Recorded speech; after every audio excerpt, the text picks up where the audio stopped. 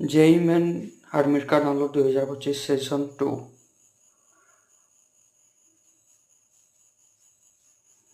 Fast आम site को जीवा तापरे तल को स्क्रॉल करवा तापरे एडी लिखा है फास्ट रे JEE main 2025 session 2 download admit card तापरे एप्लिकेशन नंबर दवा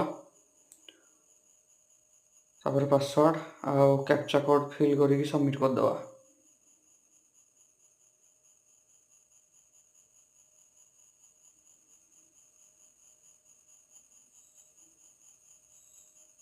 ଏବେ ମୁଁ କ୍ୟାପ୍ଚା କୋଡ୍ ଫିଲ୍ କରିଦେଲି।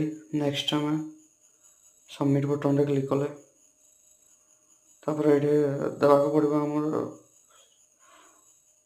ପେପର।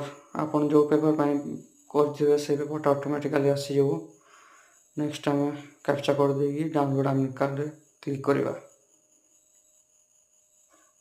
ତ ଏଇଟା ହେଲା ପ୍ରୋସେସ୍। ଯଦି ଆଉ କିଛି ଜାଣିବାର ଅଛି